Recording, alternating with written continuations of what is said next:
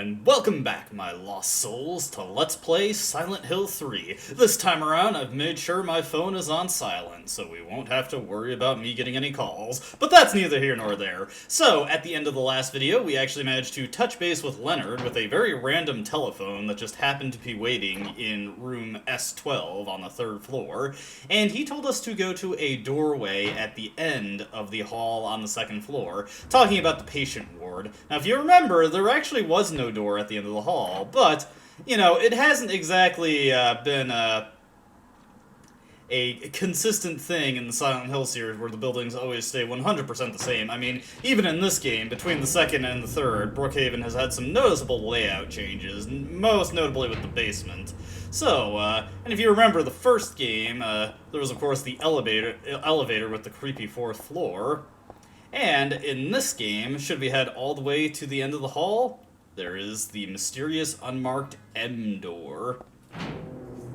Now, I do want to quickly go over something, because it's not going to matter at all for this Let's Play, but it is actually a pretty pronounced difference between the PS2 version and the PC version.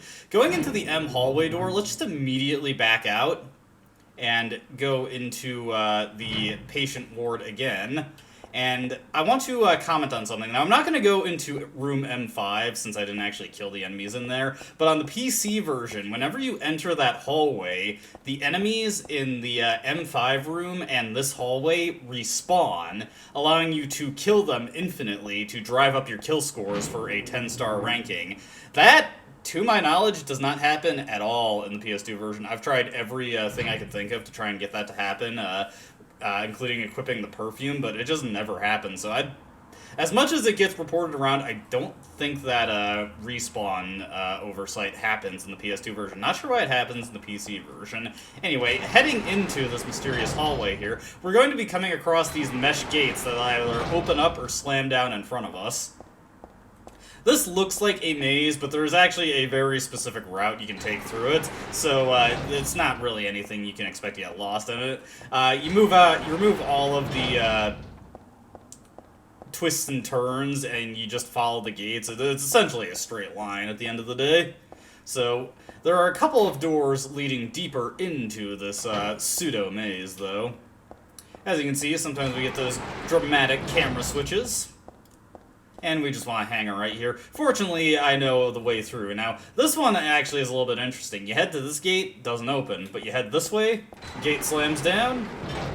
And then this one does actually open up. Probably the,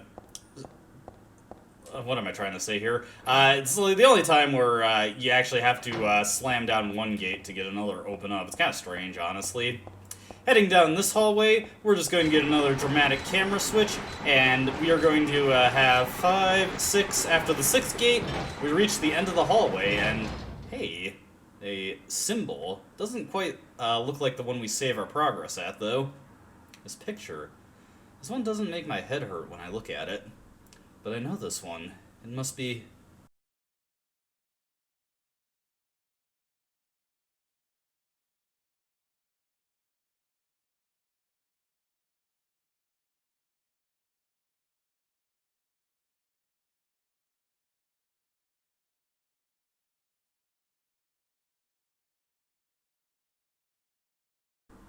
That is, of course, an excerpt from the full version of the videotape you could find in Silent Hill 1, so another major callback there to Lisa. What the hell? Was I daydreaming? No, it was more like watching a video in a dark room. But I know that nurse. I know her. Lisa, who was so heavenly toward me in that hellish hospital room. She did get a little weird, though. And the drug abuse probably contributed to that. But we're starting to find the distinct connection between Heather and Cheryl. Obviously, Heather being the baby that Harry took away at the end of the first game, so looks like we have another line of reincarnation. So, you know, on your 3rd life, Heather, you're doing a lot better than most people when it comes to the end of life. Anyway, with that, we've got another ladder to climb. What a thrill. Darkness and silence through the night. What a thrill. I'm searching and I'm melting. Now, we've seen that guy who's cranking the valves down there a couple times. That guy is Valtiel. He is a monster that is pretty important to the backstory of this game, but you never fight him, and he just makes constant creepy background appearances. But there is a special cutscene you can get occasionally where if you die, Valtiel will come along and take away Heather's dead body. Widely believed that he resurrects her, and that's the basis of continuing should you die in this game. I'll get into why he might do that later. Before we head into the next hallway, I do want to equip our beef jerky. Now, I'm just going to be upfront with you. The Nightmare Hospital in this game is hands down one of my least favorite areas in the game. I absolutely hate this place, and we're going to get into it why as soon as we get in. So once you get in here, just immediately place a piece of beef jerky. And if you cannot see what the heck is going on, I cannot either. Yes, this place, it is unbelievably miserable to see what the heck you're doing. Okay, let's take a look at the map here. Despite the fact that all the doors seem like they're on fire, it is just so hard to see what is going on here. Placing another piece of beef jerky down there, because there are two of these slurpers in the hallway. We can redirect them by just constantly placing beef jerky. Now, the room I'm looking for specifically is S3. It's very different. It is very difficult to actually tell where specific room or doors begin and end in this place. But there's a pack of handgun bullets in here, plus a place we could save our progress should we need to, but we do not need to. Let's did I get turned around? Okay, no. We've got a locked door here. Let's just go into this door real quick. We will have to come here later, but there's nothing we can do here now. Looks like there's a bloodletting. There's a dead body hanging from the ceiling. The blood is dripping from it. It has totally filled the bucket set out below. Who would do this? And for what? Looks like a full-out bloodletting. Yeah. There is something we can do with this body, but nothing at the moment. Nothing at the moment. Let's turn our light off just so we don't immediately aggro the slurper. And then go through this doorway. Get taken into a bit of an unusual room here, just a square room with a instant death pit in the middle, so be careful about walking towards that. Once again, we're going to want to turn our light off out here. Now, we want to be very careful because there's a mix of slurpers and a revolver nurse out here. Also note that it is unbelievably difficult to actually see any of the slurpers. They blend in with the mesh so well here. And yeah, sometimes they'll just be coming around the corner and you'll get knocked out.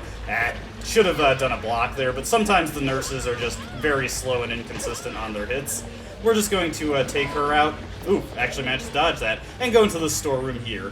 Now, you do not have to come into this room, and it is actually highly advisable that you do not.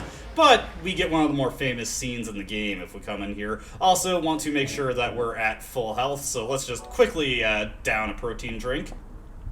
Hey. So yeah, it looks like world on the other side of the mirror. It's not exactly looking quite as clean and cozy. And is it just me, or is something happening? I feel like there's blood running down the walls also. Uh-oh. Uh-oh. And yeah, this is not exactly looking too good for us. The Heather in the mirror is slowly starting to become bloody too. We're not losing any health, though, but you do want to be mindful, because as soon as that stuff starts to crawl along the floor, we'll slowly but surely start taking damage. It's a lot easier to see on an extra new game. You know what, this is getting a little too much for me. Let's get... Uh-oh. What the hell? Door won't open. I can't even make it budge. Uh-oh. Oh, no. Still not taking too much damage yet, though. Let's just, Okay, we're out. Okay. On a standard new game, that does not deal damage to you. On an extra new game, it does, so be mindful of that.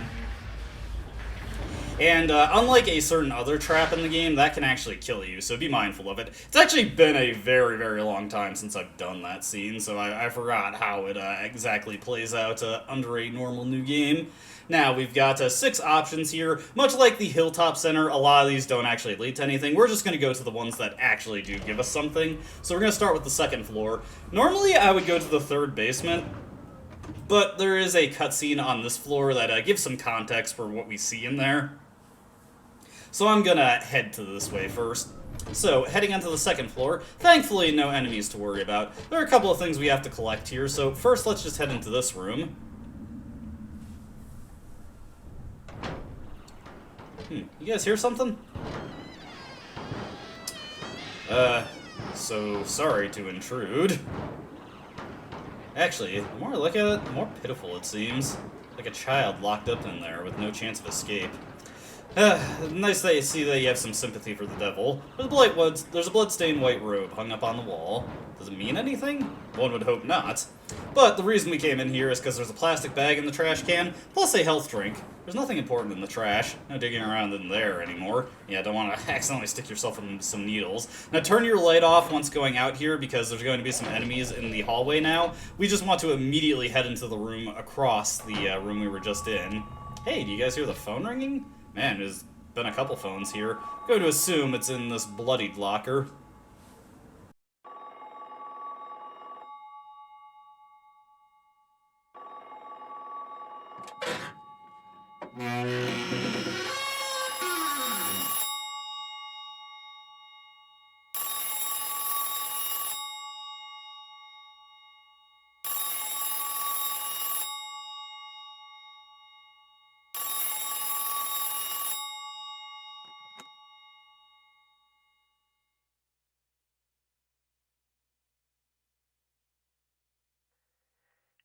Happy birthday to you.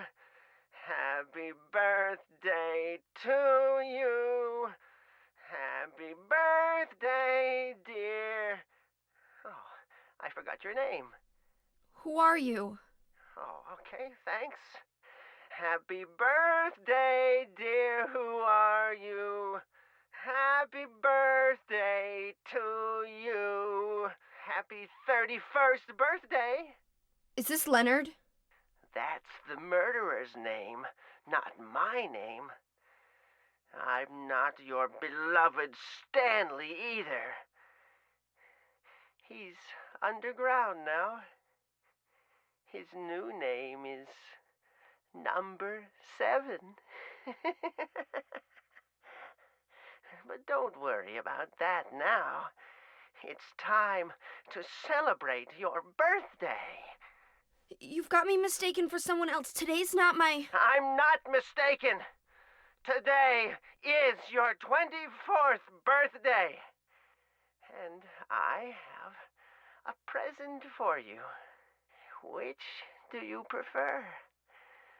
To give pain or to receive it?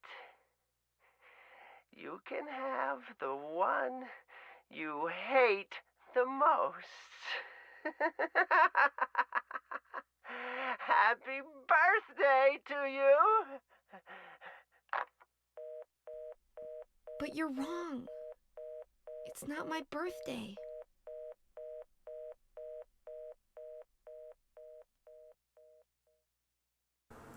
Nice to see that Heather has her priorities in order. For the record, those birthday ages that he gave out, the 31st is a combination of Heather and Alessa's age, being 14 and 17, coming out to 31 altogether. And then, of course, there's Heather and Cheryl's age, 7 and 17, coming out to... 24. So that's just another little callback to the whole mix and match reincarnation Heather has found herself in. Now, that cutscene actually does trigger something later in the hospital, a birthday gift for us, and we get something based on whether we love to give pain or receive pain, which I'll do my best to explain that, because it's not exactly clear how this works, but it'll become relevant later. Also, he mentioned Stanley there, number 7. I wonder what that could mean. Once again, you want to turn the light off. Let's just immediately place a piece of beef jerky, strafe to the other side of the hall, let that slurper come. There's going to be a revolver nurse at the end of the hallway, but we can just immediately ignore her and run back around to the elevator. So that is no problem at all. There is 2 slurpers in that hallway, so you want to be quick. From my experience, the second slurper tends to just wander off to the end of the connecting hall, so you don't usually have to worry about it. Anyways, we have a couple of basement floors here, but B1, B2, we can't actually do anything with them. We need to go to B3. And just get a nice long elevator ride. Okay, let's just finish off there. Now, inside Basement 3, we seem to be in a bit of a morgue slash crematorium. We've got numbered gurneys here. Hey, this is number 7. You hear something?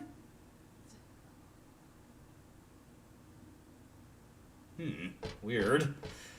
You know, I said, Stanley was number 7. Otherwise, there's nothing that's really threatening us here, so let's just take a look at, the memos posted on these gurneys. There's a memo here. Let's see. The kite. Hot, crazy, and panting mad. Sweet shackles that tease and excite. Death itself would drive him wild. Red blood that turns milky white. Okay. Over here, on number 6, there's a memo here. Let's see.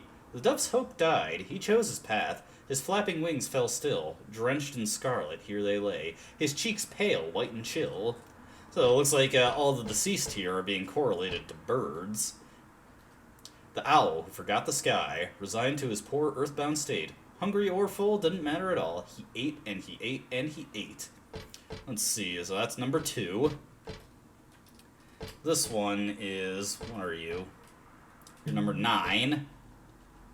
The wren, with pure heart as yet unrefined, makes us laugh with his feeble lip-smacking, but we all know he shall never grow old, and he knows not how much he is lacking. Okay.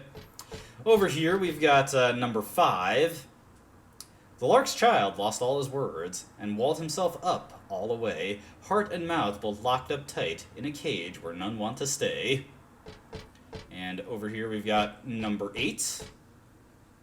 The black rook is praying, the praying sort, who hears the gods in the skies. His whispered petitions go on without end, and glassy and dim are his eyes. Okay, number 4 here. Cock Robin, who hid the key away, is ash in the oven, all right. The place he held is empty now, and the doors remain shut. Now, Cock Robin is reference to a nursery rhyme called Who Killed Cock Robin that I have never heard, and I did not bother to look up before recording this. But because of his inclusion here, a lot of people seem to think that this riddle has something to do with Who Killed Cock Robin, and it kinda loosely does, but it's actually more of a correlation puzzle, which we'll be getting into. Who killed Cock Robin? The sparrow, they said. He wants them all dead. To him, honey sweet is their sobbin'. Once again, the Cock Robin riddle coming back once more. Over here we got number 3. The grass the thrush so loved to eat gave him sweet happiness. He sank ever deeper and finally felt the destruction and fatal distress. And number 7, Stanley. What has he been characterized as? He seeks out her soul by his own black ambition, frightening her out of her wits, whispering love songs into her ear. What cruel linnet wants, he gets. So, Stanley is now the linnet in death. Now, all these gurneys, of course, have numbers correlating to the memos on them, and by this crematorium oven here, we've got a padlock. Now, what exactly is the code? Well, there is one more piece of the puzzle here, and this is the riddle with which we have to get the numbers from. Burn the one who knows no death, pure adored by those above, no prayers within, just simple love. And now's the pining hunter, the flames longing for his rebirth, a distance breath within the earth. Burn up that heavy body of his, make it wind, dancing in the sky. That bottomless gut, now a cloud, now a sigh. The sweet blood on his laughing lips now calls him to the gates of hell. There burns evermore that soulless shell. 4 bodies return to ashes, thus the door is open. Thus the door is open. Now, like I said, a lot of people mistakenly think this riddle has a lot to do with the Cock Robin nursery rhyme, which it does not. It's just used as a basis for a couple of the birds mentioned. Some people think you need to have a good understanding of the actual birds themselves, which is also false. That is not the case. You purely have to correlate which number goes to which part of the riddle. So, the first one, let me just get the riddle back up here. Make sure the thing is set on the memo, so we need to get ourselves down to the crematory door. So, burn the one who knows no death, pure adored by those above, no prayers within, just simple love. So, we need someone who knows no death but doesn't have any prayers, which, if we look at the memo of the number 9 gurney again, we have the Wren. He never grows old, and he presumably will never die, at least of old age. Let me see, who else was, it was not the Lark, I think it was, not the Kite. There was one other who could possibly, qualify for this, correlation. Not the Owl. Let's see, I think it was, no, this one over here. No, where is the Wren? Let's see, that's Cock Robin. Did I pass over the Wren? Let's see, no, not the Lark. Oh, right here, right here. No, wait, the Rook is what we're looking at. So he has glassy and dim eyes, so he could potentially be one who is not dying, but he has prayers, so it's not him. So our first number is number 9, because, yeah, I was getting my birds mixed up here. We want number 9, the Wren, as the first number in the riddle. So let's look again and go on to number 2. Now this one mentions a pining hunter, and only one of these birds really qualifies as a hunter, and additionally that pining means that he's longing to hunt. So here we've got the owl who forgot the sky and is resigned to an earthbound state. So he would be a pining hunter, you know, a bird of prey. So we've got 9-2 at this point. Let's return to the riddle once again. Oh, not the knife. Why am I equipping that? Sorry, it's defaulting to not the memos. So let's look at the one. So we've got 9-2 at this point. Now burn up that heavy body of his. Make it win, dancing in the sky. The bottomless gullet, now a cloud, and now a sigh. Now you have to have a sense of abstractism here, because it's a bit hard to figure out who this could apply to. It might be tempting to apply to the owl, but we've already used him, you know, he eats and eats and eats in a bottomless gut. But we actually need to realize that number 7 here is Stanley Coleman, who is seeking someone out, and he has a sort of glutton for, he's sort of a glutton for his passion for Heather. So this is one that you have to be a little bit abstract with, but the final one is 7. Now the last one is actually really, really obvious. This one you should have no trouble figuring out, because it basically says it. That sweet blood on his laughing lips, that one, I mean, it's right over here, the Sparrow. The Sparrow is the one who killed Cock Robin, and he's got them all dead. To him, honey sweet is their sobbin'. So honey, you know, eat up the honey, so the last one is 1, so that gives us the code 9271. This is the one puzzle I can distinctly recall actually being able to solve myself without knowing anything about it. I did my best to try and puzzle out the other puzzles in the game, but obviously the William Shakespeare one was just way too abstract for me, so I just looked at the solution. I knew the basis of the face puzzle, but I was not able to just cleanly figure out what the number was based on the riddle itself. So that was another one where I looked up the code. So this one, though, I actually was able to solve it myself, because as long as you can get a few of the birds correct, you can eventually just puzzle it out through process of elimination. So it's one of the more forgiving puzzles in that regard. Heading back into this room, we're just going to hopefully avoid the slurpers. We need to return to the 3rd floor, because there's something we need to grab. You may remember the room with the blood bucket in it. Here comes the slurper. Hopefully we can get out of here before he takes us out. So we just need to fill up the plastic bag we got with some blood. There we go. What the heck do we need this for? Well, that'll become apparent in a bit. Let's just immediately strafe left, and I'm going to go through this way just to avoid getting knocked over by the slurper. Now here comes the tricky part, is getting through this hallway without getting knocked over. Not exactly sure if I'm going to be able to manage, but let's do our best. When you have the light off, it is almost impossible to see the slurpers. They just blend in so much with the mesh. And fortunately, I was able to get through. Now, we have to return to the 1st floor at this point. Or not return, but go to the 1st floor at this point. There's a couple rooms we want to check out, but there's only one that we have to actually go to progress with the rest of the alternate hospital, which incidentally is what we needed the crematorium key for. Now heading into this room, you can already hear a slurper, so hopefully I can get through this without getting knocked over and actually manage to get past him.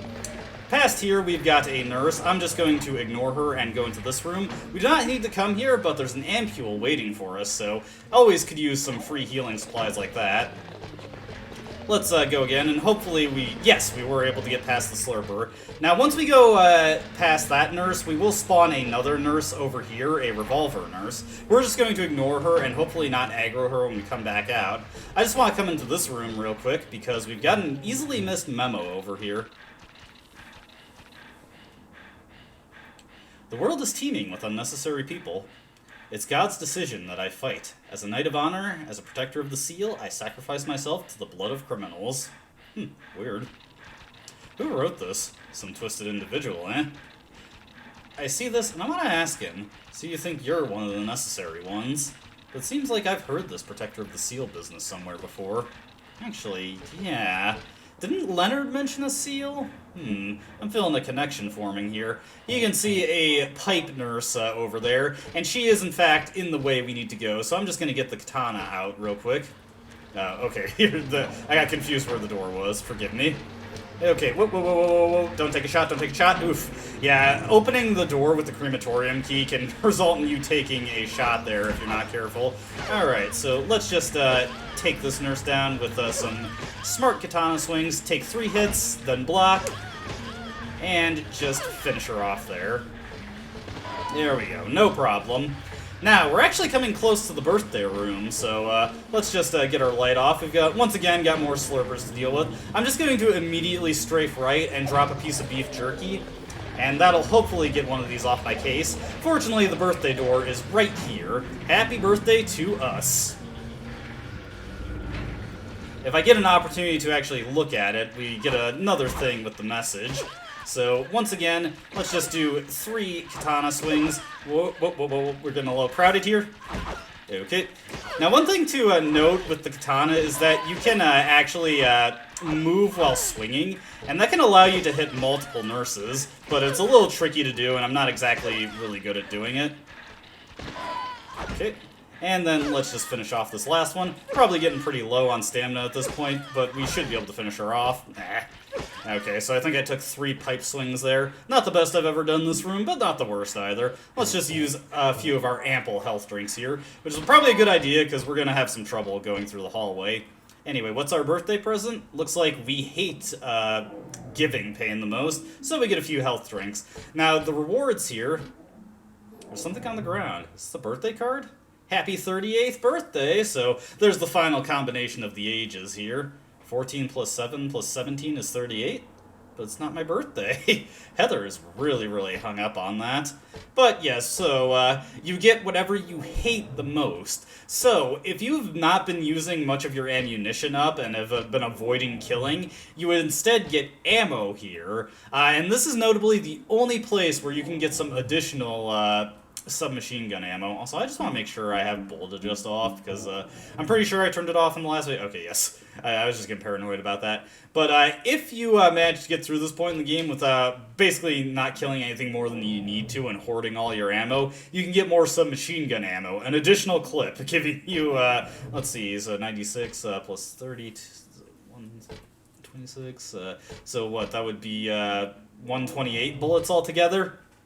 So yeah, not exactly really good. More often than not, you probably are going to have killed more than a couple things at this point, so you're probably just going to get a lousy set of healing items, like how I got 2 health drinks there, which we already have plenty of. Now, heading back into this nightmarish hallway here, there are so many slurpers here, and let go of me. That it is just so hard to actually get through this hallway without getting bowled over. We need to get to the end of it. Ah, jeez, come on, let me go. Can you see what's going on? I cannot. We need to get to the last... Oh, that was close. She was getting that beat on me. But this is the room we need to go to. Heading into here, looks like we got a bit of a ritual room here. The title is Lost Memories. One characteristic mentioned only in rare documents and dying out in the modern age is that of ritual sacrifice. Offering prayers, pierce a man's chest with a copper stake, drench the altar in the blood which spouts red from the heart to praise and to show loyalty unto God. In another sacrificial rite mentioned in the same book, the victim is burned alive. This was a more dignified ceremony in which prisoners and sinners were not allowed to participate. Only the clergy could be sacrificed. Similar to burning at the stake, no comparable rite can be found in religions practiced nearby. It may have some connection with the main deity being a sun god. Even though this religion extols redemption, it brings to mind a dark and cultish history. We got some kind of altar over here. There's a stretcher here. Not your usual, just your usual stretcher, though. This is more like an altar of some sort. Lit candles, a knife, and is that blood I smell? Do they worship that picture? Or something in the picture? Hey, not quite, but that looks a little bit like a guy hanging upside down. And we do have some of that guy's blood, so, well, let's give some blood for the sacrifice.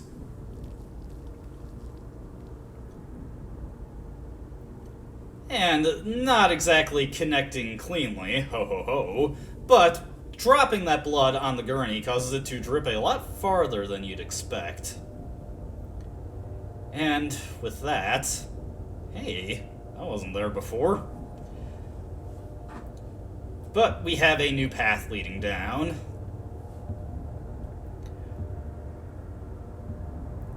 I do have to wonder what exactly we could hope to find down here, though. Now, before we drop down into this, and by drop down, I of course mean we're going to climb down the ladder, because dropping down would not be a good idea, we are going to equip the submachine gun, and using it for one of the first major things you can use it for. Now, on your first playthrough, you're not really going to have enough ammo to actually use it here, although there is a strategy involving it, but with bullet adjust, we can actually use this as a dedicated weapon for this fight, and it's one of the better ones, so I want to show off the strategy involving it.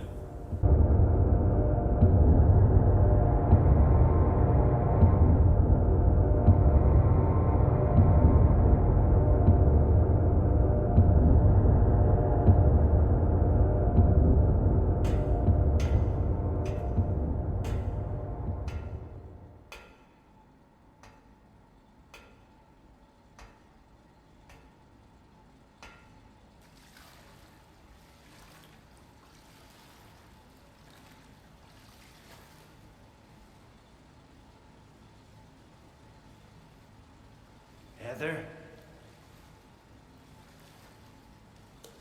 Yeah? Leonard, where are you? Thank you. Now I can finally leave here. Now Claudia's ridiculous dream is over. Well, I guess it's time to dispose of her. The salvation of all mankind. Ha! Why must we reward even the unbelievers? What are you talking about? About our plans, of course. It's true that God is merciful, but first, one must be chosen. Only we, who hearken to the voice of God, will be given the keys to paradise. Don't you think so, Heather? Yeah, sure. Go ahead and think whatever you want. What do you mean by that? I mean that I don't think the way you guys do. I don't want any part of that kind of paradise. You're an unbeliever. You deceived me. I didn't deceive you. We were both just wrong about each other. I thought you were a normal person. So you tried to trick me so you can run off with my seal, eh? Heretic! You plan to destroy God! I told you I wasn't trying to trick anyone. What is this seal thing anyway? Don't play innocent. You can't fool me anymore. The seal is mine! I was appointed by God to be its guardian! The only thing you'll get from me is a gruesome death.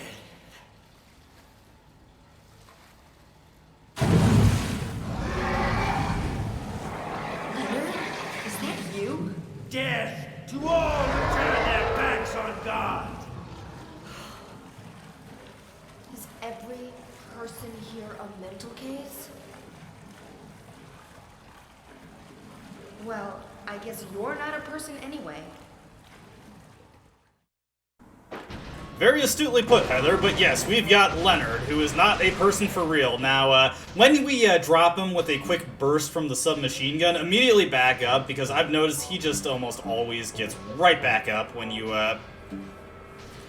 knock him over on hard mode and just takes an immediate swipe at you. And then we're gonna go forward a bit and just burst him again, and we're going to immediately start firing downward. Oh, never mind. Okay, now he's going to do his main thing where he swims around and just wastes a whole bunch of time. Now, on the PC version, very consistently, you can just knock him over and start firing into the ground and pin him with constant submachine gun fire. But in the PS2 version, I've never been able to get this to work cleanly.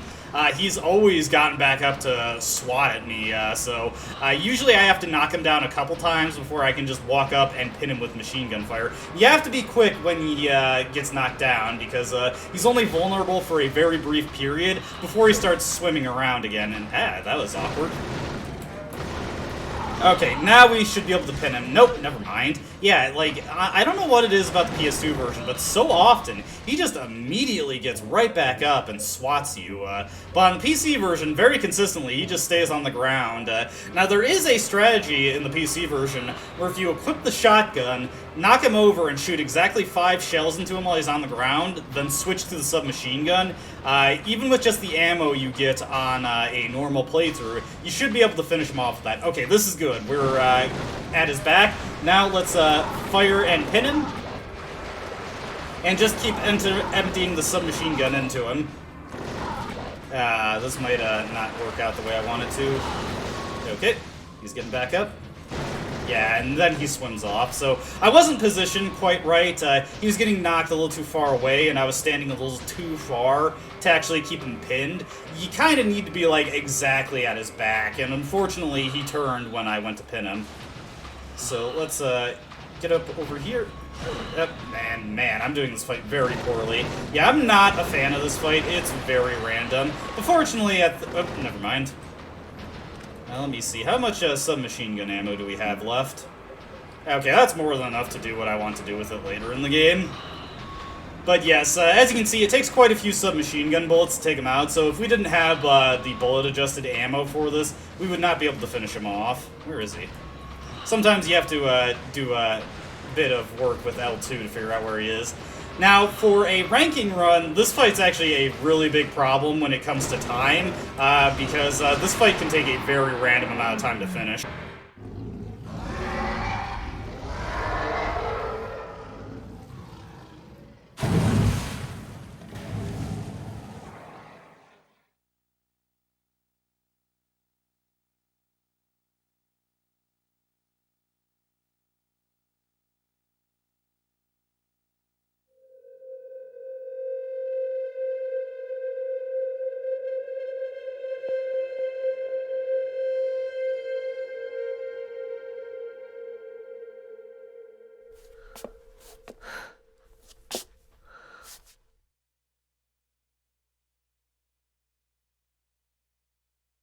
Leonard's not here anymore.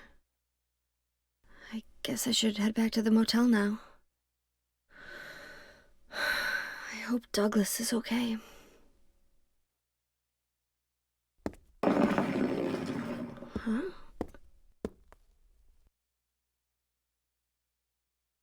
What's this? A talisman. I'll bet my bottom dollar that this is the seal that Leonard was talking about. But nothing we can really do with it. But the hospital is back to normal, or at least as normal as things get in Silent Hill, I suppose. And now we have nothing left to do but return to the motel. Hopefully Douglas managed to find some answers. Obviously he did not find Leonard. That was a bit surprising, though. I was not expecting Leonard to be a monster. This is just getting more confusing and more complicated the further we get into Silent Hill. whatever. Let's just return to the office at the entrance, and we'll save our progress here, since we've done quite a bit in this video. So, when we return, we'll be returning to the motel, and hopefully Douglas will have finished up his business and we'll meet him there. Where we can exactly go from here, though, well, that's up in the air, because we don't really have any other leads. Hopefully something comes up, though. As always, I hope you enjoyed watching, and I hope to see you in the next video. Until then, though, goodbye.